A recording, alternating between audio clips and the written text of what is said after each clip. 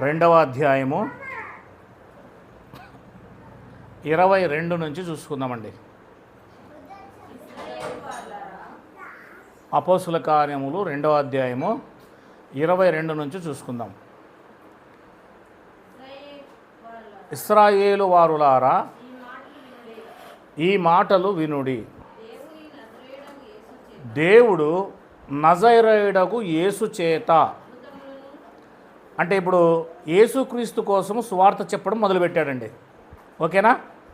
16 నుంచి 21 వరకు యోవేలు ప్రవక్త యొక్క ప్రవచనాన్ని చెప్పిన తర్వాత అక్కడున్న ఇశ్రాయేలీలతో ఏమని చెప్తున్నాడు అంటే, ఇశ్రాయేలీలారా ఈ మాట వినుడి, లేదా ఈ మాటలు వినుడి. దేవుడు నజరేయుడగు యేసు చేత అద్భుతాలను, అంటే దేవుడు యేసుక్రీస్తు చేత ఏమేమి చేయించాడట? అద్భుతాలను, మహత్కార్యాలను, సూచక క్రియలను మీ మధ్యన చేయించి ఆయనను తన వలన మెప్పు పొందువానిగా మీకు కనబరిచెను. ఇది మీరే ఎరుగుదురు. అంటే ఇశ్రాయేలీలు అద్భుతాలు చేయడము, సూచక్రియలు చేయడము, మహత్కార్యాలు చేయడము చూశారన్నమాట. చూశారు. ఈ విషయము పేతురు అక్కడికి వచ్చిన ఇశ్రాయేలీలతో చెప్తున్నాడు, అక్కడ స్థానికంగా ఉన్న వారితో కూడా చెప్తున్నాడు. Very good. 23 దేవుడు నిశ్చయించిన సంకల్పమును, ఆయన భవిష్యత్తు జ్ఞానమును అనుసరించి అప్పగింపబడిన ఈయనను మీరు దుష్టుల చేత, అదిగో మళ్ళా స్టార్ట్ చేశాడు. అంటే దేవుడు భవిష్యత్తు జ్ఞానం కలిగిన వాడు. ఆయన సంకల్పంలో యేసుక్రీస్తు సిలువ వేయబడాలని ఉంది. ఎప్పుడుంది? యేసుక్రీస్తు సిలువ వేయబడాలని దేవుడు ఎప్పుడు అనుకున్నాడు?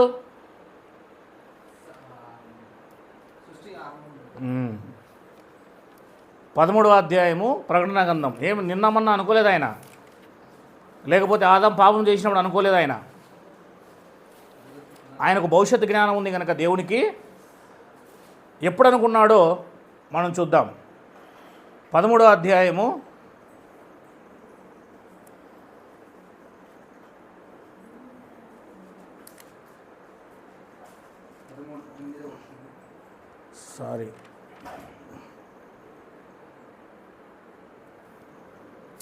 8వ వచనం చదవండి. భూనివాసులు, చూసారా? భూనివాసులు అందరును, అనగా జగదుత్పత్తి మొదలుకొని వధింపబడి ఉన్న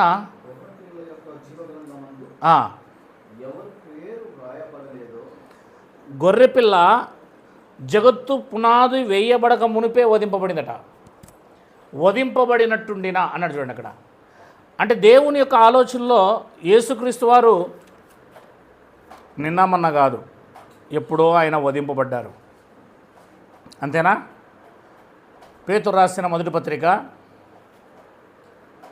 కొంచెం వేగమైతే మీరు, మొదటి అధ్యాయము 18వ వచనం.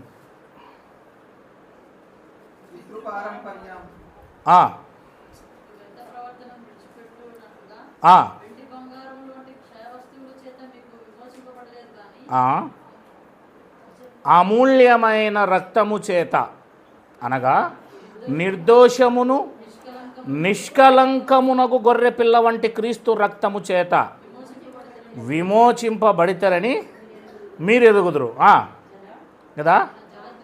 చూసారా? ఆయన జగత్తు పునాది వెయ్యబడక మునిపే దేనికోసము? సిలువ వేయబడాలని. ఈ సృష్టి పుట్టక మునిపే, జగత్తు పునాదులు వెయ్యబడక మునిపే, మానవులు పుట్టక మునిపే దేవుడు యేసుక్రీస్తు వారు సిలువ వేయబడాలని నియమించాడటండి. విమోచింపబడితిరని మీరు ఎరుగుదురు అంటూ కింద ఏమన్నాడు, ఆయన జగత్తు పునాదులు వేయబడక మునిపే నియమింపబడెను గాని తన్ను మృతుల్లో నుండి లేపి తనకు మహిమనిచ్చిన దేవుని ఎడల తన ద్వారా విశ్వాసులైన మీ నిమిత్తం కడవరి కాలమందు ఆయన ప్రత్యక్షపరచబడెను. నిర్ణయమేమో జగత్తు పునాదులు వేయబడక మునిపే జరిగింది. వాళ్ళ నిమిత్తము లేదా మన నిమిత్తము ఈ లోకానికి 2000 సంవత్సరాల క్రితం రావడం జరిగింది. ఎఫెసీ పత్రిక 1వ అధ్యాయం 4వ వచనం, ఎట్లనగా తన ప్రియుని యందు తాను ఉచితముగా మనకు అనుగ్రహించిన తన కృపామహిమకు కీర్తి కలుగునట్లు తన చిత్త ప్రకారమైన దయాసంకల్పము చొప్పున యేసుక్రీస్తు ద్వారా తనకు కుమారులుగా స్వీకరించుటకై మనలను ముందుగా తన కోసం నిర్ణయించుకొని మనము తన ఎదుట పరిశుద్ధులమును నిర్దోషమై ఉండాలని జగత్తు పునాది వేయబడక మునుపే క్రీస్తులో మనల్ని ఏర్పరచుకున్నట్టండి. అంటే ఈరోజు కాదు మీరు ఏర్పాట్లో ఉన్నది, జగత్తు పునాది వేయబడక మునిపే మన కోసం యేసుక్రీస్తు వారు వధింపబడాలని ఉంది. ఆ యేసుక్రీస్తు వారిని జగత్తు పునాదులు వేయబడక మునిపే మనం నమ్మాలని కూడా ఏర్పాటైపోయింది. అంటే ఇది నిన్న మొన్నటి ప్లాన్ కాదు, సంకల్పం కాదు అని అపోస్తుల కార్యములలో 2వ అధ్యాయం 23వ వచనంలో ఇశ్రాయేలీయులతో చెప్తున్నాడు ఈ విషయం. దేవుడు భవిష్యత్తు జ్ఞానం కలిగిన వాడు. దేవుడు నిర్ణయించిన సంకల్పము, ఆయన భవిష్యత్తు జ్ఞానమును అనుసరించి అప్పగింపబడిన ఈ యేసును మీరు దుష్టుల చేత సిలువ వేయించి చంపితిరి. ఎవరి చేత? దుష్టుల చేత అన్నాడండి అక్కడ. అర్థమైందా? ఎవరు ఆ దుష్టులు? యూదులు. వారి చేత అక్రమకారులు అన్నాడు వాళ్ళని. కింద ఫుట్నోట్లు ఏమన్నాడు? అక్రమకారుల చేత. వారే సరిగ్గా జీవించలేదు, వారి చేత మీరు యేసుప్రభువును సిలువేస్తారే అని అక్కడున్న ఇశ్రాయేలీయులతో గట్టిగా సువార్త చెప్పాడు. 24వ వచనం అపోస్తుల కార్యములు 2:24, అదిగో మరణము ఆయనను బంధించి ఉంచుట. అది యేసుప్రభువును మరణం ఏం చేయలేకపోయిందంటమ్మా? బంధించలేకపోయిందని. చూడండి, యేసుక్రీస్తును మరణము బంధించలేకపోయింది. ఉంచుట అసాధ్యము గనక దేవుడు మరణ వేదనలను తొలగించి, అది అంటే ఇంకా యేసుక్రీస్తు కోసం ఏం చెప్పడం మొదలు పెడుతున్నాడు? సిలువ, సమాధి, పునరుద్ధానం. దీన్నే సువార్త అంటారు. మీరు ఎప్పుడైనా బయటికి వెళ్ళినప్పుడు సువార్త ప్రకటించేటప్పుడు కానీ ఇంకొకరికి చెప్పేటప్పుడు కానీ ఈ 3 లేకోకుండా సువార్తను మీరు ఎప్పటికీ కూడా ముగించకూడదు. బాగా వినాలి. 1 గంట సేపు మాట్లాడండి, 10 నిమిషాలు మాట్లాడండి, 2 నిమిషాలు మాట్లాడండి, ఖచ్చితంగా యేసుక్రీస్తు సిలువ, యేసుక్రీస్తు సమాధి, యేసుక్రీస్తు పునరుద్ధానం లేకోకుండా మీరు సువార్త ప్రకటిస్తే అది సువార్తే కాదు. నేను చెప్పింది అర్థమవుతుందా? యేసుక్రీస్తు సిలువ నా పాపాల కోసం, నీ పాపాల కోసం సిలువ ఇవ్వబడ్డాడు అని చెప్పాలి ఖచ్చితంగా. నువ్వు 1 గంట చెప్పు, 1 నిమిషం చెప్పు, 100% అది వచ్చే తీరాలా, లేకపోతే నీ సువార్తకు అర్థమే లేదు. బయట చెప్పేటప్పుడు చెప్తున్నా నేను. ఇప్పుడు మీతో మాట్లాడేటప్పుడు, చర్చలో మాట్లాడేటప్పుడు వేరు, సువార్త ప్రకటించేటప్పుడు. కొరింథీయులకు రాసిన మొదటి పత్రిక 15వ అధ్యాయం. కొరింథీయులకు రాసిన మొదటి పత్రిక 15వ అధ్యాయం. మహిమ మన రూమ్లోకి తీసుకెళ్ళాం, ఆడుకుంటాడు, నువ్వు కూడా ఆడుకోవచ్చు అంతా. చదవండి 15వ అధ్యాయం 3వ వచనం. మొదట మీకు అప్పగించి తిని అదేమనగా, అదిగో లేఖనముల నిమిత్తం మన పాపముల నిమిత్తం ఆయన మృతి పొందెను, సమాధి చేయబడెను. లేఖనముల ప్రకారం క్రీస్తు మన పాపముల నిమిత్తం ఏమయ్యాడట? మృతి పొందెను, సమాధి చేయబడెను. లేఖనముల ప్రకారం 3వ దినం లేపబడెను. ఇదే సువార్త. ఏంటి? ఇది సువార్త. కావాలంటే పైన చూడండి 1వ వచనంలో, మరియు సహోదరులారా నేను మీకు ప్రకటించిన సువార్త మీకు తెలియజేయుచున్నాను అన్నాడు. చూడండి అక్కడ. అంటే సువార్తలో ఖచ్చితంగా ఏముండాలి? నువ్వు వీధి సువార్త చెయ్యి, వ్యక్తిగత సువార్త చెయ్యి, నువ్వు ఏ ఫంక్షన్లోనైనా సువార్త చెప్పు, ఖచ్చితంగా చివరిలో కానీ, మధ్యలో కానీ, తర్వాత కానీ ఏం రావాలి? యేసుప్రభు, అమ్మ చెప్పి వింటున్నారా? యేసుప్రభు సిలువ, యేసుప్రభు మరణము, యేసుప్రభు తిరిగి లేచుట. ఈ 3 ఖచ్చితంగా చెప్పాలి. ఎందుకు సిలువ వేయబడ్డాడు చెప్పాలి. మన పాపముల నిమిత్తం ఆయన తన ప్రాణమును పెట్టాడు, రక్తం చిందించాడు అని చెప్పాలి. సమాధి ఎందుకు చేయబడ్డాడు? మన పాపముల నిమిత్తం ఆయన సమాధి చేయబడ్డాడు, మనం ఆయనలో సమాధి చేయబడ్డాము. ఎందుకు తిరిగి లేచాడు? మనం నీతిమంతులుగా తీర్చబడ్డానికి ఆయన తిరిగి లేచాడు. అవునా? ఆయనను మరణం ఏం చేయలేకపోయిందని చెప్పాడు ఇంతకు బైబిల్లో. బంధించలేకపోయింది. మరణము ఏమి చేయలేకపోయిందండి ఆయన. మరణం ఆయన ముందు నిలబడి నేను నిన్ను బంధించలేను అనింది. ఎందుకు అంటే మరణం అంటే అర్థమైందంటే ధర్మశాస్త్రం. ధర్మశాస్త్రం వల్ల ఏమొస్తుంది? కొరింథీయులకు రాసిన మొదటి పత్రిక 15వ అధ్యాయం.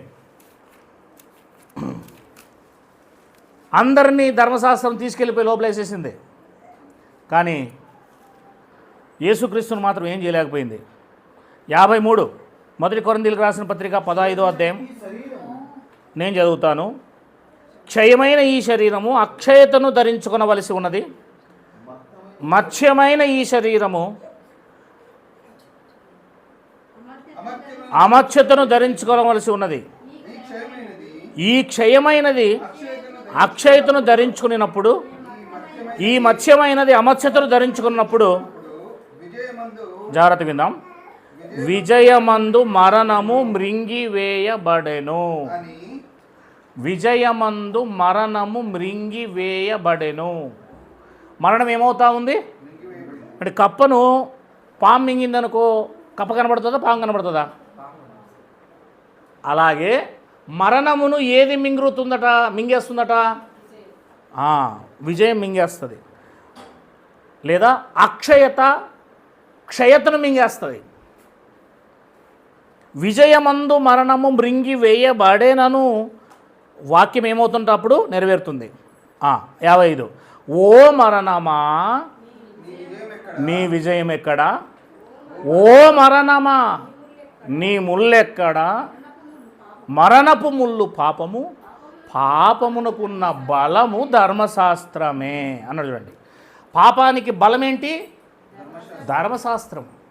కనుక ధర్మశాస్త్రం అనే పాపమును, లేదా ధర్మశాస్త్రము మనిషిని పాపులుగా చేస్తుంది. కనుక అందరిని ఏం చేసేసింది? అది ఏం చేసింది? గలతీ పత్రిక తొందరగా చూడాలి, సమయం మనకు లేదు. 3వ అధ్యాయం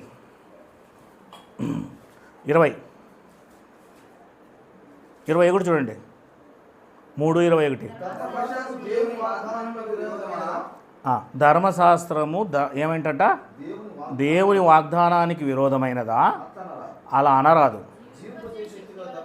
జీవింపజేయుగల శక్తిగల ధర్మశాస్త్రం ఇయ్యబడి ఉన్న ఎడల వాస్తవముగా నీతి ధర్మశాస్త్రం మూలముగానే కలుగును గాని, అదిగో యేసుక్రీస్తునందలి విశ్వాసం మూలముగా కలిగిన వాగ్దానం విశ్వసించు వారికి అనుగ్రహింపబడినట్లు లేఖనము అందరినీ పాపములో, అదిగో ధర్మశాస్త్రము ఏ విధంగా అయితే బంధించిందో ఇక్కడ అంటున్నాడు, పాత నిబంధన కాలంలో ఉన్న ఆ ధర్మశాస్త్రం అందరినీ ఏం చేసేసింది?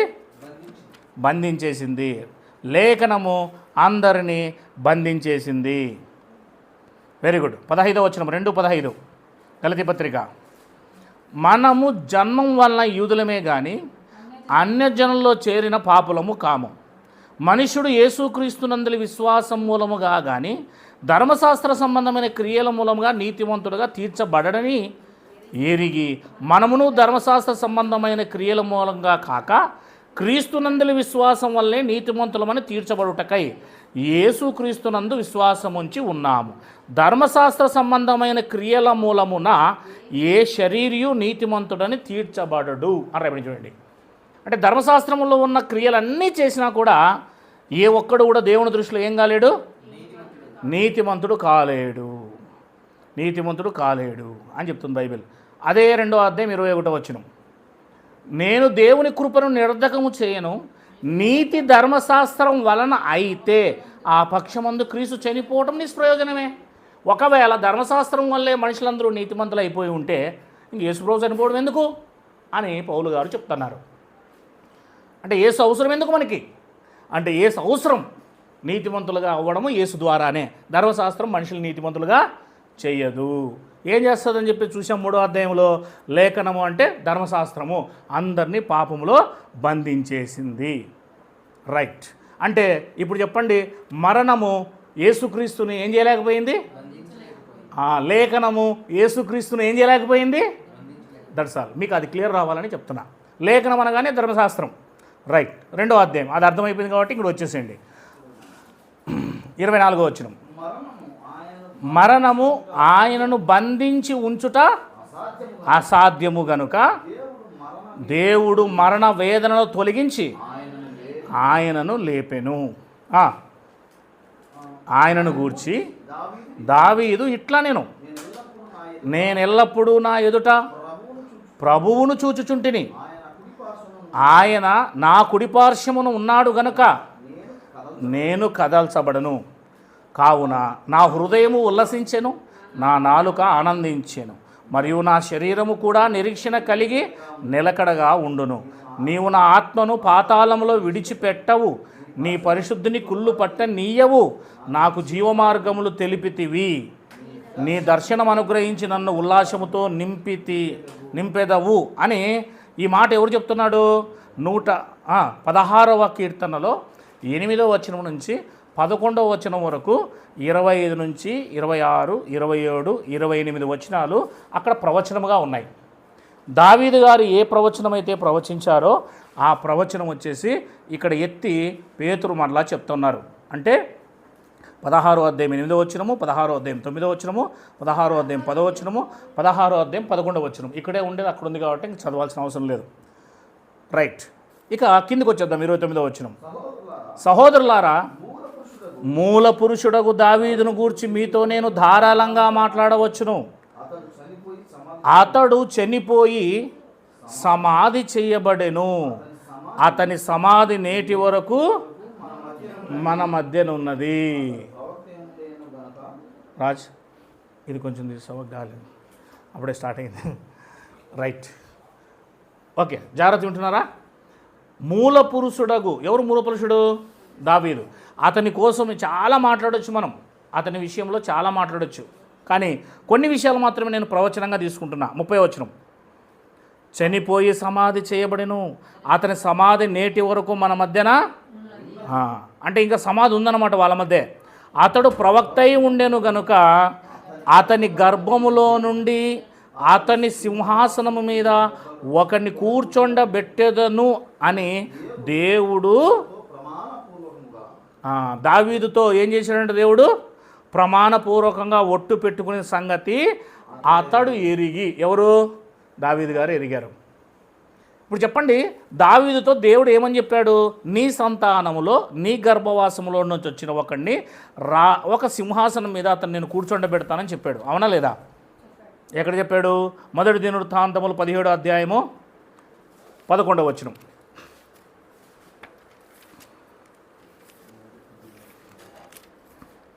17, 11.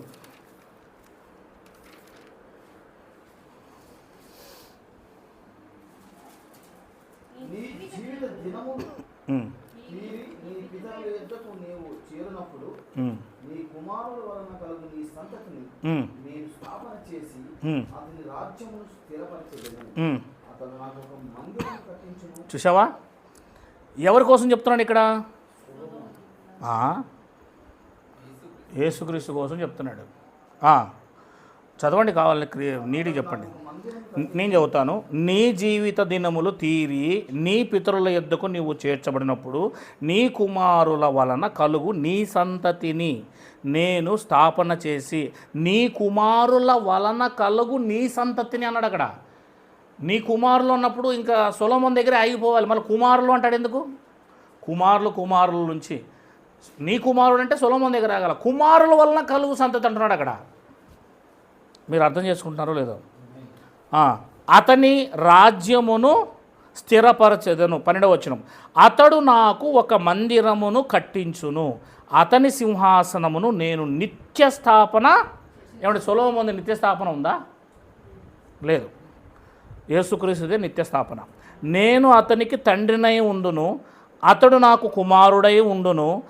నీకంటే ముందుగా ఉన్న వానికి నా కృపను నేను చూపక మానినట్లు. ఎవరా నీకంటే ముందుగా ఉన్నవాడు? ఎవరు? సౌలు. సౌలు కృప చూపడం మానేశాడు దేవుడు. అందుకే చెప్తున్నాడు, నీకంటే ముందుగా ఉన్న వానికి అనగా సౌలుకి నా కృప నేను చూపక మానినట్లు అతనికి నేను నా కృప చూపక మానను. నా మందిరమును నా రాజ్యమందును నేను నిత్యము అతన్ని స్థిరపరచెదను. అతని సింహాసనము ఎన్నటికీ. మరి ఎవరి కోసం చెప్తున్నాడు ఇక్కడ? సొలొమోనా? అది కనుక యేసుక్రీస్తు కోసము ముందుగానే చెప్పిన ప్రవచనం ఇది. ఎప్పటికీ ఆయన రాజ్యం చేస్తాడు, నిత్య రాజ్యం చేస్తాడు. Very good. 2వ సమూయేలు గ్రంథము 7వ అధ్యాయం 12వ వచనం చదవండి. 2వ సమూయేలు గ్రంథము 7వ అధ్యాయము 12వ వచనం.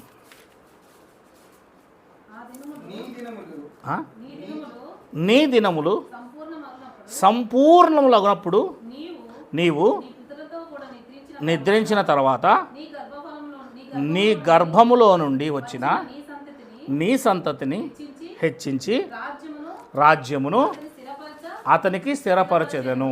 అతడు నా నామఘనత కొరకు ఒక మందిరమును కట్టించును. అతని రాజ్య సింహాసనమును అది నేను అతనికి తండ్రినే ఉండును, అతడు నా కుమారుడై ఉండును. అతడు పాపము చేసిన ఎడల నరుల దండముతోనూ మనుషులకు తగులు దెబ్బలతోనూ అతని శిక్షించును. కానీ నిన్ను స్థాపించుటకై నేను కొట్టివేసిన సౌలుకు నా కృప దూరం అగునట్లు అతనికి నా కృప దూరము చేయనని చెప్పాడు. సౌలు అనే మాట అక్కడ లేదు, కానీ ఇక్కడ చూడండి. కనుక ఆలోచన చేయండి. యేసుక్రీస్తు కోసము ఇక్కడ చెప్తున్నాడు. యేసుక్రీస్తు నిత్య రాజ్యం చేస్తాడు. యేసుక్రీస్తు వారు ఒక మందిరం కడతారు. ఇప్పుడు సొలొమోను మందిరం కట్టినప్పుడు యేసుప్రభువు కూడా ఏం చేయాలా? ఒక మందిరం కట్టలేదా? దావీదుకి 2 కుమారులు. ఎవరు? ఒకరు శారీరక సంబంధమైన మందిరం కట్టిన ఆయన, ఇంకొక ఆయన ఆత్మ సంబంధమైన మందిరం కట్టిన ఆయన. శారీరక సంబంధమైన మందిరం కట్టింది 7 సంవత్సరాలు సొలొమోను కట్టాడు. ఆత్మ సంబంధమైన మందిరాన్ని 40 సంవత్సరాలు యేసుక్రీస్తు కట్టారు. అంటే యేసుక్రీస్తు వారు 12 మందిని ఏర్పాటు చేసుకొని ఆ 12 మంది ద్వారా దేవుని మందిరాన్ని కట్టాడు. పునాది ఏర్పాటైంది. చూడండి ఒకసారి రండి తొందరగా. కొరింథీయులకు రాసిన మొదటి పత్రిక ఫాస్ట్. రాజ్యం అయితే ఉదయం చూసేసాము, మందిరం చూద్దాం ఇప్పుడు. 3వ అధ్యాయము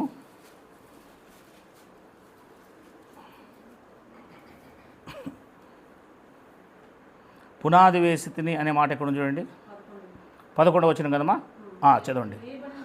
వేయబడినది తప్ప మరి యొక్క పునాది ఎవడను వేయనేరడు.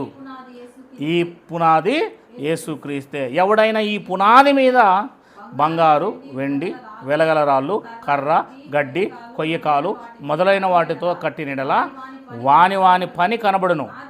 ఆ దినము దాని తేటపరచును, అది అగ్ని చేత బయలుపరచబడును. అది అగ్నియే పరీక్షించును. పునాది మీద ఒకడు కట్టిన పని నిలిచిట వలన జీతం పుచ్చుకొనును. అంటే ఆ పునాది యేసుక్రీస్తే. ఆ పునాది మీద ఏం కట్టబడుతుంది? మందిరం కట్టబడుతుంది. అంతేనా? ఆ పునాదికి మందిరము కట్టే దాంట్లో ఎవరెవరు సహకారులుగా ఉన్నారు? అపోస్తులు సహకారులుగా ఉన్నారు. పైన చెప్తాడు, నేను జత పనివాణ్ణి అంటాడు అక్కడ, గృహ నిర్వాహకుణ్ణి.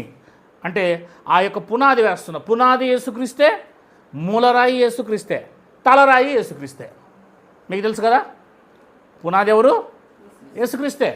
మూలరాయి ఎవరు? యేసుక్రీస్తే. తలరాయి ఎవరు? యేసుక్రీస్తే. అంటే అదే పునాది మీద కట్టబడుతున్నారు. ఇప్పుడు ఎలా కట్టబడుతున్నారు చూడండి. ఎఫెసీ పత్రిక 2వ అధ్యాయము, ఎఫెసీ పత్రిక 2వ అధ్యాయము 16.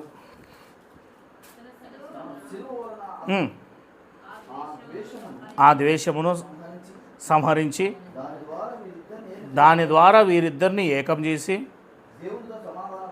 పరచవలనని ఇలాగూ చేసిన కనుక ఆయనే మనకు ఉన్నాడు.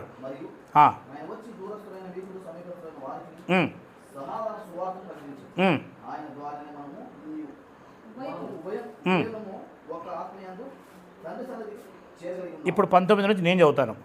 కాబట్టి మీరిక మీదట పరజనులను పరదేశులై ఉండక పరిశుద్ధులతో అన్నాడు చూడండి, ఏక పట్టణస్థులను దేవుని ఇంటి వారై ఉన్నారు. దేవుని ఇల్లు అనగానే మందిరం, దేవుని ఇల్లు అంటే మందిరం. ఏక పట్టణస్థులు అంటే ఒకే పట్టణానికి చెందినవారు. 20వ వచనం, క్రీస్తు యేసే ముఖ్యమైన మూలరాయి అయి ఉండగా, పునాది ఆయనే, ఆ పునాది మీద మూలరాయి కూడా ఆయనే. క్రీస్తు యేసే ముఖ్యమైన మూలరాయి అయి ఉండగా అపోస్తులను ప్రవక్తలను వేసిన పునాది మీద మీరు కట్టబడుచున్నారు. అంటే ఇప్పుడు ఎవరెవరు కట్టబడుతున్నారు ఇక్కడ? 12 గోత్రాల వారు, అన్యులు. దేని మీద కట్టబడుతున్నారు? క్రీస్తు అనే పునాది మీద ఆ యొక్క మూలరాయితో పాటు పక్కన రాళ్ళు పెట్టబడుతున్నాయి ఒకటికోటి. అంటే సొలొమోను ఇలాంటి కనిపించే రాళ్ళతో మందిరం కట్టాడు. ఈ అపోస్తులు యేసుక్రీస్తు సహాయంతో, ప్రవక్తల సహాయంతో ఆయన ఆత్మ సంబంధమైన మందిరాన్ని కడుతున్నాడు. 21, ప్రతి కట్టడమును ఆయనలో చక్కగా అమర్చబడి ప్రభువునందు పరిశుద్ధమైన దేవాలయమగుటకు, అంటే ఆల్రెడీ అది పైకి వస్తూ ఉందా? కట్టబడుతుందా పైకి? బయలుదారులు చూడండి, ఒక 4 వరుసలు 5 వరుసలు కట్టేసి ఆపేస్తారు. నెక్స్ట్ 2 రోజుల తర్వాత మళ్ళీ 2-3 వరుసలు కడతారు. అంటే ఒక 6 నెలల్లో మొత్తం టోటల్గా ఇల్లు ఏమైపోతుంది? కట్టబడి ఇంట్లోకి వెళ్ళిపోతాం. ఇక్కడ ఏం జరుగుతూ ఉంది? క్రీస్తు శకం 30లో నుండి అపోస్తులు ప్రవక్తల ద్వారా ఆ మందిరం ఏమవుతా ఉంది? పునాది ఏమో యేసుక్రీస్తు, మూలరాయేమో యేసుక్రీస్తు, మిగిలిన పక్కన రాళ్ళు, ఆ మూలరాయితో పాటు మనమంతా ఏమవుతున్నామో 3000 మంది ఏంటివి? రాళ్ళు. 5000 మంది ఏంటవి? రాళ్ళు. అనేకులు ఏంటవి? రాళ్ళు. సమరయులు రాళ్ళు, అన్యులు రాళ్ళు. ఈ రకంగా ఈ మందిరం ఏమవుతుంది? కట్టబడుతుంది. ఒక మందిరం కట్టబడుతుంది.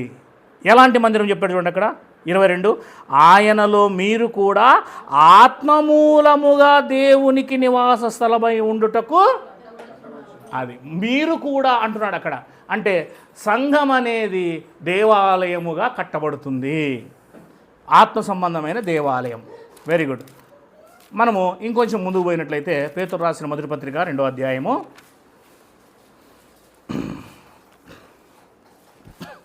పేతురు రాసిన మొదటి పత్రిక 2వ అధ్యాయము 5వ వచనం చదువుకుందాం.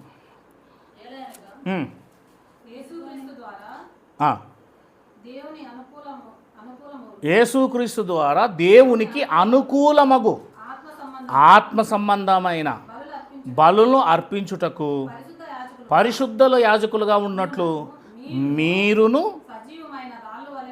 అదిగో సజీవమైన రాళ్ళై ఉండి ఆత్మ సంబంధమైన మందిరంగా, అది కనబడదు, ఇది ఆత్మ సంబంధమైన మందిరంగా కట్టబడుచున్నారు. మొదటి శతాబ్దంలోని ఈ మందిరంగా స్టార్ట్ అవుతూ ఉంది, కట్టబడుతుంది. అంటే ఈ మందిరము కట్టబడుతూ వస్తుంది. దానికి మూలరాయి ఏంటో చెప్పాడు చూడండి 6వ వచనము, ఇదిగో ఏలైనగా నేను ముఖ్యమును ఏర్పరచబడినదియు అమూల్యమగు మూలరాతిని సియోనులో స్థాపించుచున్నాను. ఆయన యందు విశ్వాసముంచు వాడు ఏ మాత్రమును సిగ్గుపడుడు అను మాట లేఖనమందు వ్రాయబడి ఉన్నది. విశ్వాసముంచుచున్న మీకు యేసుక్రీస్తు అమూల్యమైన వాడు. విశ్వసింపని వారికైతే ఇల్లు కట్టువారు ఏ రాతిని, మాకు ఈ రాయి పనికిరాదు మూలరాయి కానీ పడేశారో అదే మూలకు తలరాయి అయింది. దేవుడు దాన్నే తీసుకున్నాడు. కట్టువారంటే పరిసయ్యులు, శాస్త్రులు అని అర్థం చేసుకోవాలి. వాళ్ళు విసిరి పారేశారు, యేసుక్రీస్తు మాకు అవసరం లేదు, ఈ మూలరాయి పనికిరాదు మూలరాయికి దాన్ని వారు పరేశారు. కానీ దేవుడు దాన్ని తీసుకొని అపోస్తుల ద్వారా ఇదే పనికి వస్తుందని చెప్పేసి పెట్టాడు. మరియు అది అడ్డురాయియు అడ్డు బండయు ఎవరికి? ఆ కట్టువారికి, పరిసయ్యులకు, శాస్త్రులకు, యాజకులకి. కట్టువారు వాక్యమునకు అవిధేయులై త్రొట్రిల్లుచున్నారు, దానికే వారు నియమింపబడిరి. కనుక ఇక్కడ దేవుని యొక్క మందిరం ఏమవుతా ఉంది? ఆత్మ సంబంధమైన మందిరము కట్టబడుతూ ఉంది మొదటి శతాబ్దంలోనే. మరి ఈ మందిరం కట్టబడి ఎప్పుడు కంప్లీట్ అయిపోయింది అనేది మనకు 21వ అధ్యాయము ప్రకటన గ్రంథంలో ఉంటుంది. అంటే అపోస్తుల కార్యములు 2వ అధ్యాయములో మొదలైన ఈ 3000 మందితో 2000 మందితో 120 మందితో 3000 మందితో 5000 మందితో అనేకులతో ఈ మందిరము ఒకటొకటి రాయి పేర్చబడి కట్టబడింది. చూడండి 21వ అధ్యాయము. అంతటా నేను క్రొత్త ఆకాశమును క్రొత్త భూమిని చూచితిని. మొదటి ఆకాశము మొదటి భూమియు గతించిపోయెను, సముద్రమును ఇక లేదు. మరియు నేను నూతనమైన యెరూషలేము అను ఆ పరిశుద్ధ పట్టణము తన భర్త కొరకు అలంకరింపబడిన పెండ్లి కుమారు వలె సిద్ధపడి పరలోకమందున దేవుని యొద్ద నుండి దిగివచ్చుట చూచితిని. అప్పుడు ఇదిగో దేవుని నివాసము మనుషులతో కూడా ఉన్నది. ఆయన వారితో కాపురం ఉండును, వారు ఆయన ప్రజలై ఉందురు. దేవుడు తానే వారి దేవుడై ఉండి వారికి తోడై ఉండును. కనుక దేవుని మందిరము ఏర్పాటై పరలోకం నుంచి ఏమవుతుంది? ఇప్పుడు కిందికి అది దిగొచ్చింది. పరలోకం నుంచి కిందికి దిగి రావడం ఎవరు చూస్తున్నారు? అది మొదటి శతాబ్దంలో యోహాను గారు చూస్తున్నారు. అంటే దేవుని మందిరం పూర్తిగా కంప్లీట్ అయిపోయింది. యేసుక్రీస్తు వారు దాన్ని కట్టేశారు. రైట్. 22వ వచనం చూద్దాం. మీరు ఇవన్నీ చదువుకున్న తర్వాత అన్నీ అర్థమవుతాయి.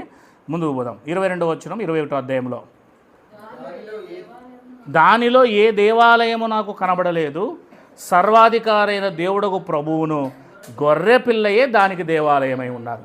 అంటే యేసుక్రీస్తు శరీరం ఇక్కడ దాకా ఉంది కదా, ఆ శరీరం వచ్చేసి సంఘము, శరీరానికి పైన ఉన్నది శిరస్సు యేసుక్రీస్తు. అంటే యేసుక్రీస్తు సంఘముతో ఏకమై దేవాలయంగా కనబడుతున్నాడు. ఇప్పుడు మీకు అర్థమవుతుందో లేదో? శిరస్సు ఎవరు సంఘానికి? క్రీస్తు. అంటే క్రీస్తు దేవాలయం రెండు ఏమైపోయాయి? ఏకమైపోయాయి. వివాహం జరిగింది ఇక్కడ. ఏకమవడం అంటే వివాహం జరిగిందని అర్థం. గొర్రెపిల్ల విందు వివాహం జరిగింది.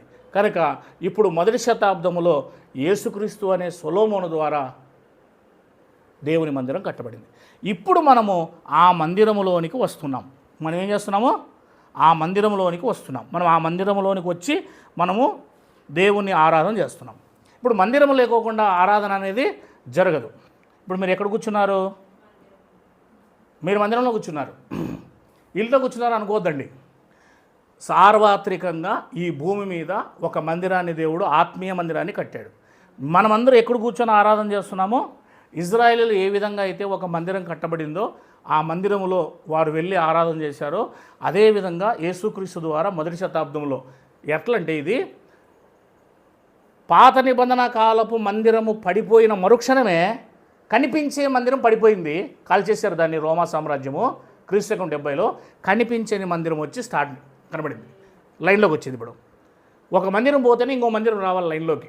కనుక ఇప్పుడు కనిపించని మందిరం, ఆత్మ సంబంధమైన మందిరం యూనివర్సల్గా ఉంది.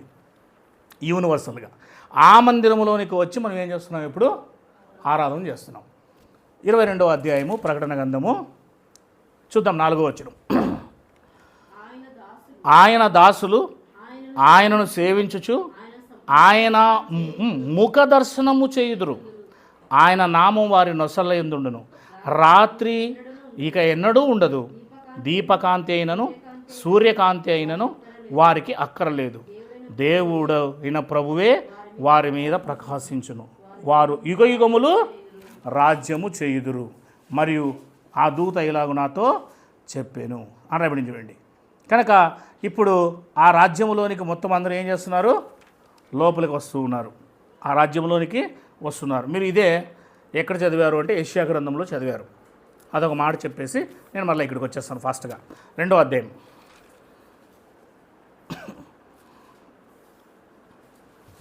2వ అధ్యాయం 2వ వచనం.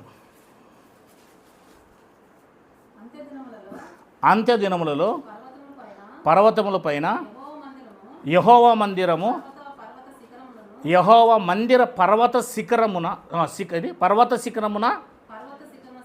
స్థిరపరచబడి కొండల కంటే ఎత్తుగా ఎత్తబడును. ప్రవాహము వచ్చినట్లు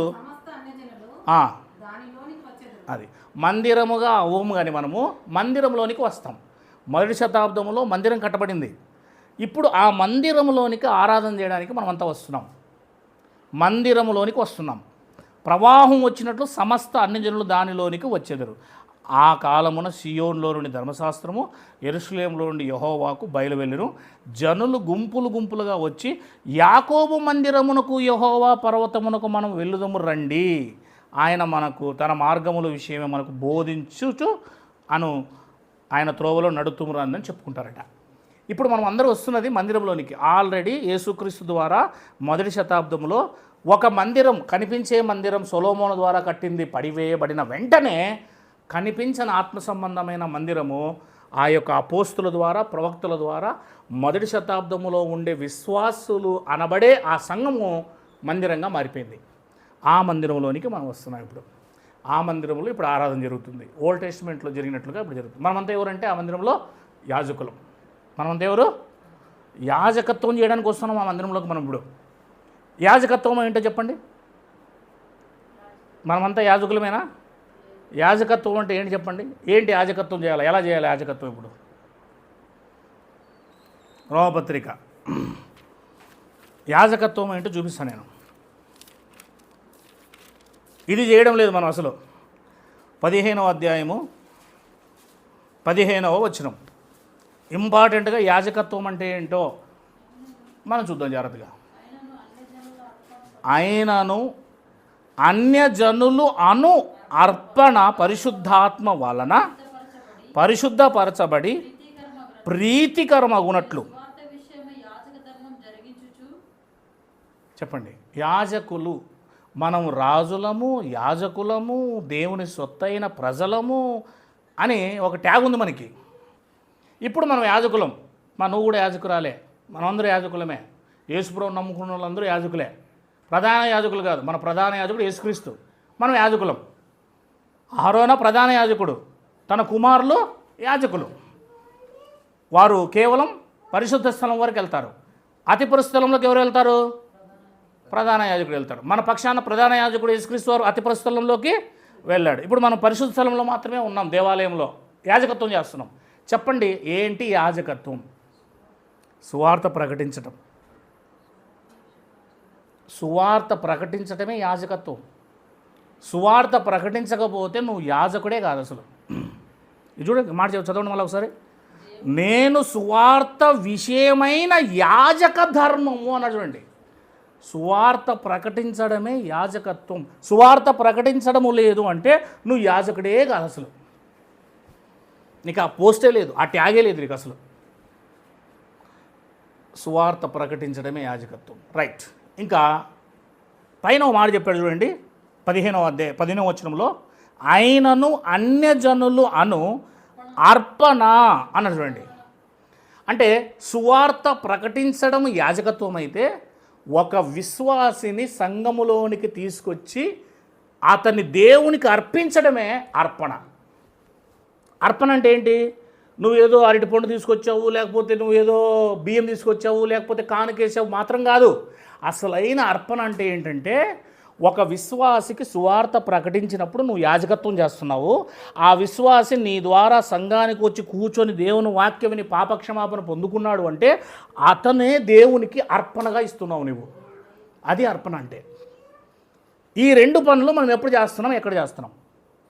నువ్వు అర్పణ తీసుకొస్తున్నావా అంటే ఏం చేస్తున్నావు? అర్పణ దశంభాగం కూడా అర్పణ మాత్రం కాదు, కానుకేయడం అర్పణ మాత్రం కాదు.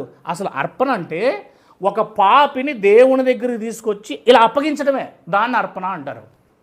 గొర్రె పిల్లను తీసుకొని వచ్చి శ్రేష్టమైన దాన్ని దేవునికి సమర్పించాడు, అర్పణగా ఇచ్చాడు హెబెలు. పాత నిబంధనలో అర్పణగా వారు బలులు ఇచ్చారు. ఇప్పుడు మీరు బలులు ఇవ్వాల్సింది గొర్రెలను, మేకలను, ఎడ్లను కాదు. ఇప్పుడు ఒక పాపిని తీసుకొచ్చి సువార్త చెప్పి సువార్త చేయడం యాజకత్వం. ఆ పాపిని తీసుకొచ్చి సంఘంలో కూర్చోబెట్టి దేవుని వాక్యం వినిపించి బాప్తిసం ఇప్పించడం ఇతను దేవునికి అర్పణ. అప్పుడు దేవునికి ఆకలి తీరుతుంది. ఎంతమంది ఆకలి తీరుస్తున్నారు? దేవునికి ఆకలి ఎవరు తీరుస్తున్నారు? 4వ అధ్యాయం యోహాను సువార్త 4వ అధ్యాయం యోహాను సువార్త. ఇక్కడ మీకు తెలుసు స్టోరీ. సుకారు అనబడిన ఆ ఊరి దగ్గర సమరయ స్త్రీ ఆ బావి దగ్గరకు వచ్చి నీళ్లు చేదుకుంటుంటుంది. ఆమెతో మాట్లాడుతూ ఉంటాడు. ఆ సమయంలో యేసుక్రీస్తు శిష్యులు రొట్టెల కోసం ఊర్లోకి పోయి ఉంటారు. ఓకేనా? 27వ వచనం.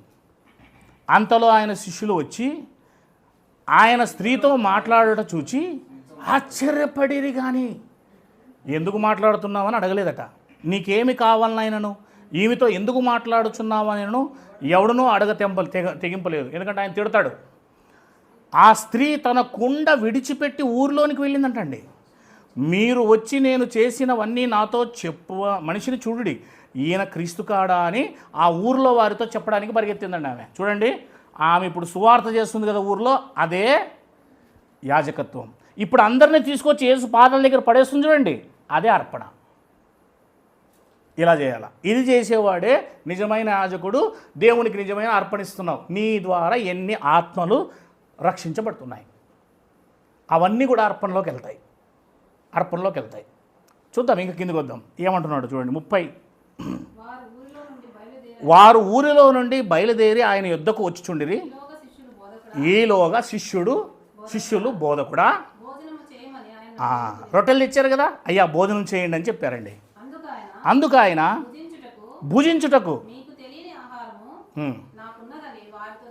సూపర్ చెప్పాడు.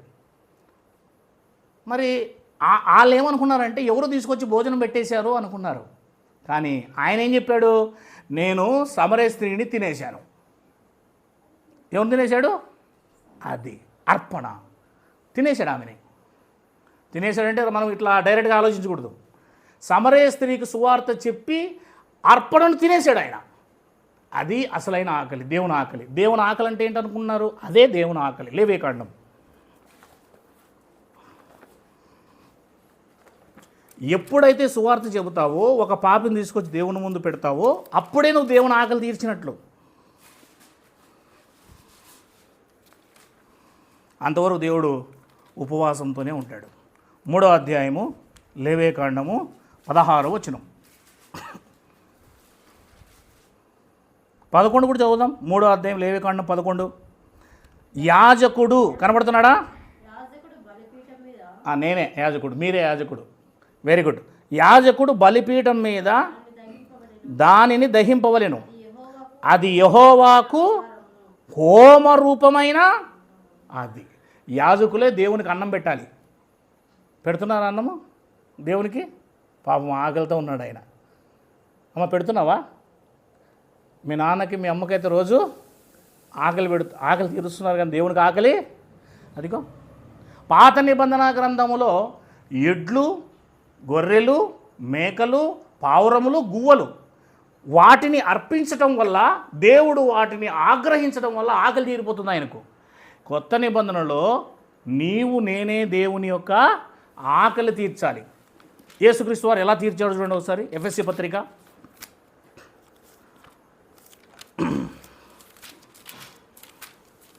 5వ అధ్యాయము 1వ వచనం. మన ఆకలి తీర్చుకుంటున్నాం తప్ప దేవుని ఆకలి తీర్చుకోవడం లేదు.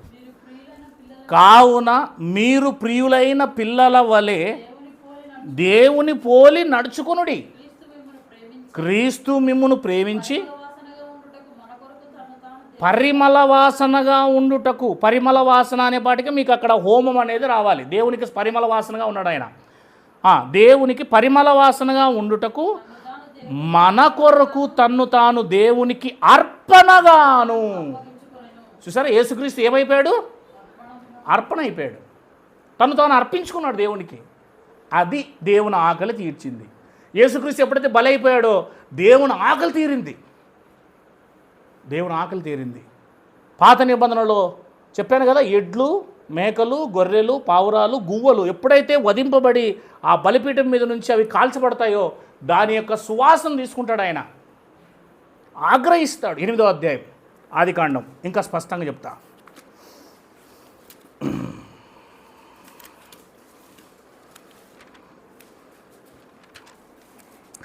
ఆదికాండం 8వ అధ్యాయం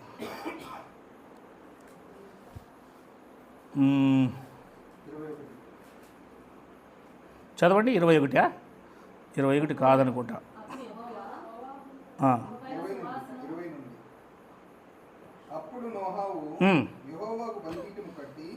వెరీ గుడ్. పవిత్ర పశువులన్నిటిలోనూ పవిత్ర పశువులన్నిటిలోనూ కొన్ని తీసుకొని ఆ పీఠం అంటే బలిపీఠం మీద దహన బలి, అదిగో అర్పణ అన్నది చూడండి. అర్పించడం అంటే అర్పణ, ఇవ్వడం అని అర్థం, గివింగ్స్. అప్పుడు యెహోవా ఇంపైన సువాసన, ఎప్పుడైతే దహన బలి చేశాడో దాని నుంచి వచ్చే వాసన ఉంటుంది చూడు, కమిరిపోయిన వాసనలాగా, ఆ వాసన ఆయన ముక్కులోకి వెళ్ళిపోయి దేవుడికి ఆ వాసనను ఆగ్రహించాడంట. అది పరిమళ వాసన అంట దేవునికి. ఇక మీదట నరులను బట్టి భూమిని మరలా అన్నాడు చూడండి. అంటే ఎప్పుడైతే దేవుని ఆకలిని తీర్చాడో నోవాహు, వెంటనే దేవుడు ఏమన్నాడంటే నేను ఇలా జలప్రలయం వచ్చి ఇంకెవరిని చంపను అన్నాడండి. అంటే దేవుని ఆకలిని తీరిస్తే దేవుని కోపం తగ్గిపోతుంది. ఇప్పుడు యేసుక్రీస్తు వారు దేవుని ఆకలిని తీర్చినప్పుడు మనమంతా నరకానికి వెళ్ళవలసిన వారిని కోపం తగ్గిపోయింది ఆయనకు. అర్పణ. ఇప్పుడు చెప్పండి, రోమిలకు రాసిన పత్రిక 15వ అధ్యాయానికి రండి, 15వ వచనం. నాకు 15 నిమిషాలు ఇస్తే కంప్లీట్ చేస్తాను. జాగ్రత్త వినండి. అయినను అన్యజనులు అదిగో ఇప్పుడు అన్యజనులు ఉన్నారు కదా లోకంలో, వీళ్ళందరూ కూడా అర్పణగా తీసుకురావాలి. మనం అందరం అన్యజనులను అర్పణగా తీసుకురావాలి. మనం దేవుడు అరటి పండ్లు తెమ్మనలేదు, కోడిగుడ్లు తెమ్మనలేదు, దేవుడు ఇంకోటి ఏం తెమ్మనలేదు. ముందు పాపిగా ఉన్నవాడిని పిలుచుకురా అంటున్నాడు దేవుడు. లోకంలో పాపులు ఉన్నారు, వాళ్ళకి సువార్త చెప్పు, అదే యాజకత్వం. అర్పణగా తీసుకురా, నా ముందు పెట్టు, నేను ఆనందిస్తా. చదవండి అన్నమాట. అయినను అన్యజనులు అర్పణ పరిశుద్ధాత్మ వలన పరిశుద్ధపరచబడి ప్రీతికరమగునట్లు. ఏ వ్యక్తినైతే నువ్వు తీసుకొస్తావో ఆ వ్యక్తి పరిశుద్ధాత్మను నింపబడి పాపక్షమాపణ పొందుకుంటాడో ఆ వ్యక్తిని దేవుడు తింటాడంటే వేరుగా అనుకోద్దండి మరి మీరు. అతనే దేవునికి అర్పణ. అప్పుడు దేవునికి ఆకలి తీరుతుంది, దేవుడు సంతోషిస్తాడండి. లూకాసు వార్త 15వ అధ్యాయం.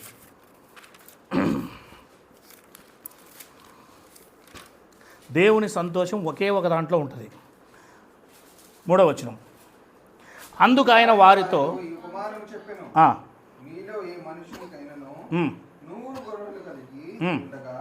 వాటిలో ఒకటి తప్పిపోయిన ఎడల అతడు 99 అడవిలో విడిచిపెట్టి తప్పిపోయినది దొరుకు వరకు దానిని వెదక వెళ్ళడా, అది దొరికినప్పుడు సంతోషంతో దానిని తన భుజముల మీద వేసుకొని ఇంటికి వచ్చి తన స్నేహితులను పొరుగువారిని పిలిచి, మీరు నాతో కూడా సంతోషించుడి, తప్పిపోయిన నా గొర్రె దొరికినదని వారితో చెప్పును కదా.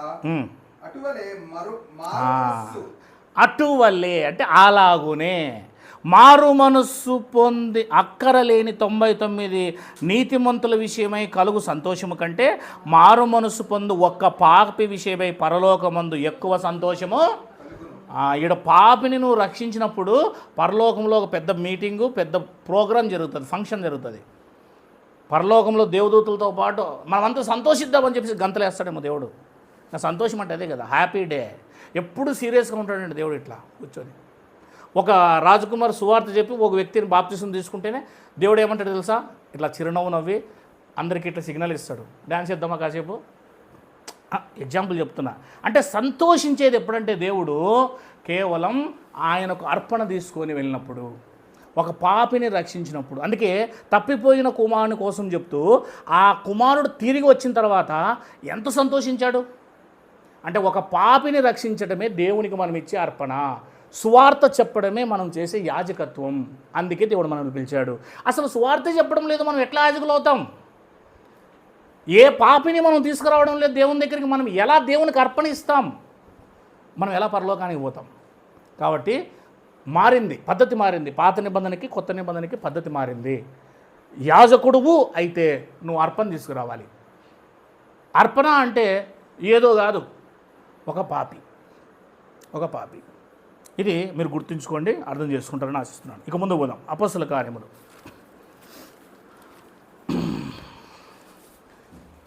ముగించేద్దాం.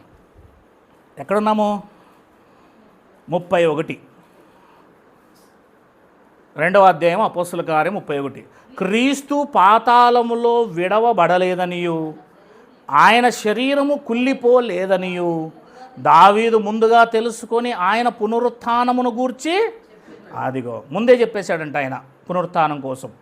32 ఈ యేసును దేవుడు లేపెను. మరలా చూడండి ఇక్కడ 24లో ఆయన మరణము, ఆయన పునరుద్ధానం చెప్పాడు. మరలా 32లో ఆయన మరణమును, ఆయన పునరుద్ధానం చెప్పాడు. అంటే వాళ్ళ ఇంటెన్షన్ అంతా కూడా అపోస్తులు ఎలా బోధించారో అలా బోధించడం నేర్చుకోవాలి.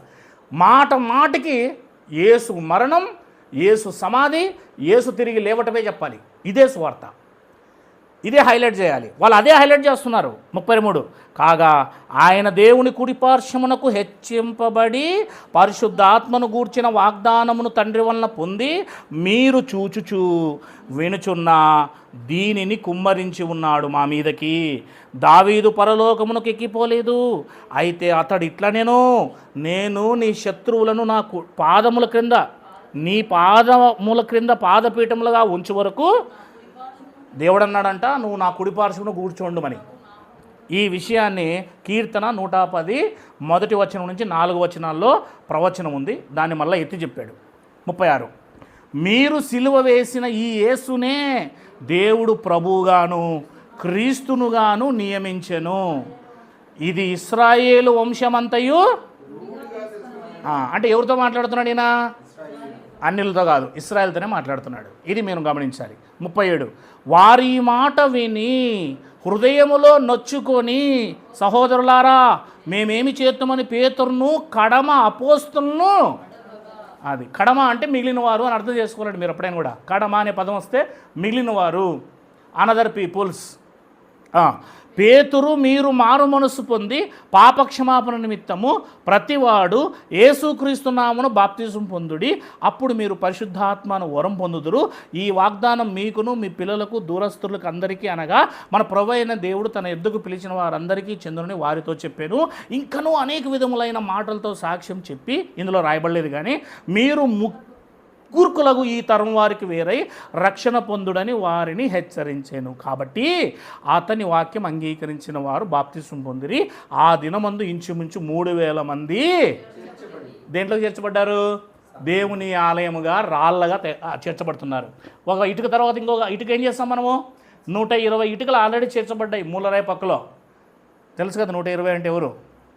12 మంది అపోస్తులు, మిగిలిన వారు మేడగదిలో ఉన్నారు కదా. ఆల్రెడీ ముఖ్యమైన మూలరాయి ఎవరు? యేసుక్రీస్తు. దాని పక్కలో అపోస్తులు 12 మంది. ఆ తర్వాత మిగిలిన 120 మందిలో ఎంతమంది ఉంటారు? 108 మందే. 112 మంది అయితే 108, 102నా? 108 మా లెక్కలు నాకు కూడా వస్తాయి. రైట్, 108 మంది చేర్చబడ్డారు. ఆ తర్వాత 3000 మంది పక్కలోనే చేర్చబడ్డారు. ఇప్పుడు చూడండి ఇల్లు పెద్దగా ఏంటో లేదా? ఇటుకలు చేర్చబడుతున్నాయి, రాళ్ళు చేర్చబడుతున్నాయి. రైట్, ఇప్పుడు చూడండి మందిరంగా కట్టబడుతుంది. ఇంకేమంటున్నాడంటే, ఇప్పుడు మీరు గమనించాలి, ఇప్పుడు పేతురు చేసింది ఏంటి చెప్పండి? పేతురు చేసింది ఏంటమ్మా? యాజకత్వం. ఎన్ని అర్పణలు వచ్చాయి? దేవుడు ఎంత సంతోషించుంటాడో, ఎంత ఆకలి తీరింటుందో ఆయనకు. ఎప్పటి నుంచో కడుపులో ఆకలిగా ఉన్నాడనమాట. 3000 మందిని మింగేశాడు. ఇప్పుడు ఆ రకంగా అనుకోద్దండి, ఆయన ఆకలి ఆత్మీయంగా అర్థం చేసుకోండి. ఇదే నిజమైన సేవ. సువార్త ప్రకటించుకోకుండా, పాపిని రక్షించుకోకుండా నువ్వు ఏం చేసినా కూడా నీది సేవే కాదు, నీది జీవితమే కాదు, అసలు వ్యర్థం. అందుకే మనల్ని యాజకులు చేశాడు. మనం తీసుకురావాల్సిన అర్పణ 3000 మంది. ఏం జరిగింది? ఈ 3000 మంది ఏం చేశారు చూడండి. 42 వీరు అపోస్తుల బోధయందును సహవాసమందును, అంటే ఒక్కసారి సంఘములో చేర్చబడిన తర్వాత మనం ఎప్పుడు కూడా మన జీవితంలో ఏం తప్పిపోకూడదు? బోధ తప్పిపోకూడదు, సహవాసం తప్పిపోకూడదు, రొట్టె విరుచుట తప్పిపోకూడదు, ప్రార్థన చేయుట తప్పిపోకూడదు. నువ్వు నిజమైన విశ్వాసం అయితే ఈ 4 పిల్లర్స్ని ఖచ్చితంగా నెరవేర్చాలి, లేకపోతే నువ్వు విశ్వాసవి కూడా కాలేవు. Very good. 43 అప్పుడు ప్రతివానికి భయము కలిగెను. ఏం కలిగిందంట? మిగిలిన వాళ్ళందరికీ ఏం కలిగిందంట? జాన్? ఎందుకు కలిగింది భయము? వారి డిగ్నిటీ, వారి పరిశుద్ధమైన జీవితం, వారు జీవిస్తున్న విధానం, వారి యొక్క మాట తీరు, వారు ఉన్న పద్ధతి, వారిలో జరుగుతున్న గొప్ప కార్యాలు చూసి భయపడ్డారంటండి అందరూ. ఏమండి, మనము మన కుటుంబం పరిశుద్ధంగా ఉండి మన పద్ధతులు కరెక్ట్గా ఉంటే ఇంకోరు భయపడతారండి. ఎందుకు భయపడరు? సమాజం ఏమవుతుంది?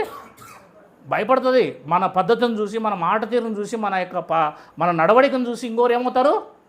వాళ్ళతో మాట్లాడాలంటే కస్టమరా బాబు, జాగ్రత్తగా ఉండాలంటారు, భయపడతారు. మనమే సరిగ్గా లేకపోతే, మన జీవితాలే సరిగ్గా లేకపోతే ఇంకోరు మనకెందుకు భయపడతారు? రెస్పెక్ట్ కూడా ఇవ్వడు అసలు.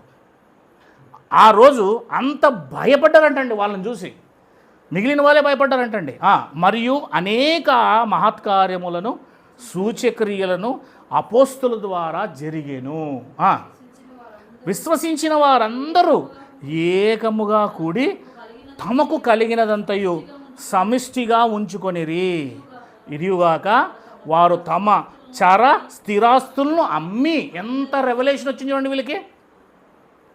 ఏమండి, చర స్థిరాస్తులను ఎవడైనా అమ్ముతాడా? చర స్థిర అంటే ఎప్పటి నుంచో 30 ఏళ్ళు, 40, 300 ఏళ్ళు, 500 ఏళ్ళు పితృల కాలంలో వచ్చినవి అమ్మేశారంటండి వాళ్ళు. ఇది రెవల్యూషన్. భక్తి అంటారు దీన్ని, రెవల్యూషన్. వాళ్ళకు వచ్చిన రెవల్యూషన్ ఇది. ఎందుకు? ఇప్పుడు ఆత్మలను రక్షించి దేవుడికి అర్పణగా ఇవ్వాలి, దేవుని ఆకలి తీర్చాలి. ఇదిగాక వారు తమ చర స్థిరాస్తులను అమ్మి అందరికీ వారి వారి అక్కర కొలది పంచిపెట్టిరి. ఎందుకంటే అనేక దేశాల నుండి వచ్చారు కనుక వాళ్ళు ఇంకా వీళ్ళతో ఉంటారు. వాళ్ళందరికీ కావాల్సినవన్నీ ఇవ్వాలి కనుక, వాళ్ళకి భోజనాలు ఇవ్వాలి కనుక వేల మంది వచ్చారు. వాళ్ళందరికీ కూడా కావాల్సిందంతా వీళ్ళు పంచిపెట్టారు. వారు ఏక మనస్కులై ప్రతి దినము దేవాలయములో, ఏమండి, ప్రతి దినము దేవాలయంలో కూడుకున్నారు. మనం ఒకరోజు రమ్మంటే రాము కదా. రీఛార్జ్ అవ్వాలంటే ఒకరోజు కూడుకుంటే కాదండి, ప్రతిరోజు కూడుకుంటేనే మనం ఖచ్చితంగా ఏమవుతామో, ఖచ్చితంగా ఆత్మీయంగా ఎదుగుతామండి. ప్రతిరోజు మీరు వాక్యంతో సహవాసం చేయండి, ప్రతిరోజు ఏదో ఒక ఇంట్లోకి వెళ్ళండి, ప్రతిరోజు ఎవరికొకరు వాక్యం చెప్పండి, ప్రతిరోజు కుటుంబ ప్రార్థన కలిగి ఉండండి. 100% ఒక నెల లోపలే మన ఆత్మీయ స్థితి చాలా గ్రోత్ అవుతుంది, మార్పు చెందుతుంది. ఇది 100%, ఇది ఖచ్చితమైన మాట. ఇంకా ముందుకు పోదాం, ముగించేద్దాం. తప్పక కూడుకొనుచు ఇంటింట రొట్టె విరుచుచు దేవుని స్తుతించుచు ప్రజలందరి వలన. వీళ్ళని చూస్తుంటే, ఆ 3000 మందిని 120 మందిని చూస్తుంటే అందరికీ దయ కలుగుతుందంటండి. ఏమండి, దయ కలుగుతుందంటే ఏందనుకుంటున్నారు? అయ్యో పాపం అనిపిస్తుందంట. అంటే అంత పరిశుద్ధమైన జీవితాన్ని, వాళ్ళ నోట అబద్ధం లేదు, వాళ్ళ జీవితంలో మోసం లేదు, వారి ప్రవర్తనలో మోసం లేదు. వాళ్ళు ఎలా కనబడుతున్నారంటే వాళ్ళ ముందు ఒక దేవుడు దూతల కిందకి దిగి వచ్చినట్టు కనబడుతున్నారు. దయ కలుగుతుందంట వాళ్ళని చూసినప్పుడు. అట్లాంటి క్యారెక్టర్ వచ్చిందండి వాళ్ళకి. ఎందుకు? దేవుడు వాళ్ళలోకి వచ్చాడు, పరిశుద్ధాత్మ వాళ్ళలోకి వచ్చాడు. ఆ పరిశుద్ధాత్మ వాళ్ళని అంత పరిశుద్ధంగా నడిపిస్తున్నాడు. ఆ తర్వాత ఏం జరిగింది? వాళ్ళందరూ ఎలా కూడుకుంటారంట? ఈరోజు మనం చర్చికి వచ్చి కూర్చుంటే, నచ్చిన ఆయన వచ్చి పక్కన కూర్చుంటే లేచిపోయి మనం ముందుకు పోతాం, అవునా లేదా? కదా, మనకు సరిపూర్ణలు కూర్చుంటే ఉండం, సరిపూర్ణలు రాకపోతే ప్రైజ్లాడు చెప్పం, వందనాలు చెప్పం. కానీ ఆ రోజు ఆనందముతో సంఘం, 3000 మంది సంఘాన్ని పేతురు గారు ఎలా కంట్రోల్ చేసి ఉంటాడు? 30 మందిని సరిగ్గా కంట్రోల్ చేయడం తలకు వస్తుంది. ఆలోచన చేయండి. స్వభావం ఆనందముతో కూడుకుంటున్నారంటండి వాళ్ళు. ఇంకా వాళ్ళల్లో నిష్కపటమైన హృదయం ఉందంటండి. ఎవరికి ఏ కపటం లేదు, అందరూ ప్రేమతో, హృదయాంతరంలో నుండి నిజమైన ప్రేమతో వాళ్ళు ఉంటూ ఉన్నారు. ఆహారం పుచ్చుకునే విషయంలో కూడా నిష్కపటమైన ప్రేమ. నాకు 2 గుడ్లు కావాలి, నాకు 5 గుడ్లు కావాలి, పీస్ తక్కువ పడినాయి నాకు, అవునా? 2 పీసులు ఎక్కువ వేసినామంటే పక్కనోడు అప్పుడే అలుగుతాడు. చూడపో వాళ్ళకి వేసుకునేసా, వాళ్ళ ఆవిడకి వేసి చూడపో 4 పీసులు వేసా, వాళ్ళంతా ఒకటే, నాకు 2 పీసులు వేసినాడు, బయట పోయి చెప్పుకుంటారు. ఈసారి మనం వేద్దాం లేరా, మనం వేద్దాం, వాళ్ళు కూర్చుంటారు కదా, ఒకే పీస్ వేద్దాం మనం, అవునా? ఇవన్నీ ఏంటి? గొడవలు రావడానికి, చెడగొట్టడానికి ప్రయత్నం చేస్తారంతా. ఆనందముతోనూ నిష్కపటమైన హృదయముతోనూ ఆహారం పుచ్చుకొని చుండ్రి, మరియు ప్రభు రక్షణ పొందుచున్న వారిని అనుదినము వారితో, అది రక్షణ పొందుతున్నారు. అర్పణలు వస్తున్నాయి. అర్పణలన్నీ ఎవరితో చేర్చబడుతున్నాయి? 120 మంది, 12 మంది, 3000 మంది, 2000 మంది, 5000 మంది వస్తున్నారు కదా, వీళ్ళందరూ కూడా దేవాలయంగా చేర్చబడుతున్నారు. ఒక్కొక్క రాయి పక్కలో ఒక రాయి పెడుతున్నాడు, ఆత్మీయ రాయిని. ఆయనే శిల్పి, ఆయన ఆలయాన్ని తయారు చేస్తున్నాడు. అలా చేర్చబడుచున్నారు. ఈ మాట 2వ అధ్యాయం 39వ వచనంలో కూడా మీరు చూశారు. చూడండి ఒక్క మాట, 2వ అధ్యాయం 39వ వచనం ఎక్కడది? మూల పురుషుడకు దావీదును గూర్చి మీతో నేను ధారాళంగా మాట్లాడవచ్చును. అతడు చనిపోయి సమాధి చేయబడిను, అతని సమాధి నేటి వరకు మన మధ్య ఉన్నది. 2:39 కరెక్టేను చదివింది. ఈ వాగ్దానం మీకును మీ పిల్లలకును దూరస్తులందరికీ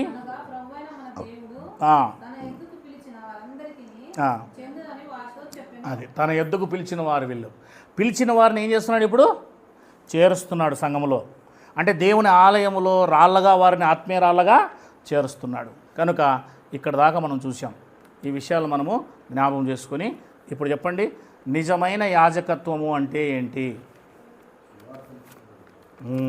అర్పణ తీసుకురావడం అంటే ఏంటి? అది దేవుని ఆకలి ఎప్పుడు తీరుతుంది? 100%. మరి ఇంతవరకు ఒక్క ఆకలిని తీర్చావా? అంతే కదా. ఒక్కరినైనా మనం ఆకలి, దేవుని ఆకలి తీర్చామా ఏ రోజైనా? తీర్చలేదు. సువార్త చెప్పామా? ఆలోచన చేద్దాం. కనుక మనము దేవునికి అర్పణ తీసుకురాకపోతే ఆయన ఆకలి తీరదు. మనం చర్చకు వచ్చినా లాభం లేదు, ఏం చేసినా లాభం లేదు. కనుక మనం సువార్త ప్రకటిస్తేనే యాజకులము.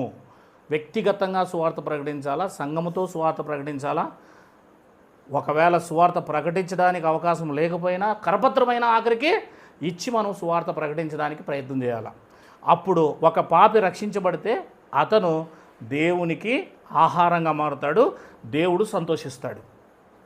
కనుక ఇన్ని రోజుల పాటు మనం మన పని చేసుకుంటున్నాం, కానీ దేవుని పని చేయలేదు అని మాత్రం 100% తెలిసిపోతుంది. కానీ సీనియర్స్ మనం ఎంత సీనియర్స్ అమ్మా? నేను 10 ఏళ్ళు, 15 ఏళ్ళు, 20 ఏళ్ళు. సీనియారిటీ ఏమో ఎంత ఉంది? చైన్ తాడంత ఉంది. కానీ సువార్త లేదు, అసలు ఒక్క అర్పణ కూడా దేవుని తీసుకురాలేదు. ఏమండి, అర్పణ తేనందుకు, సరైన అర్పణ తేనందుకు కయన్ను దేవుడు ఏం చేశాడు? మీరు చెప్పండి. అంగీకరించాడా? అది సరైన అర్పణ మనం తేకపోతే దేవుడు మనం ఎట్లా అంగీకరిస్తాడు? హెబెల్ అంగీకరించినట్లుగా మనల్ని అంగీకరించాలంటే అర్పణ తీసుకురావాలి దేవుడి దగ్గరికి. అది ఇది అర్థం చేసుకొని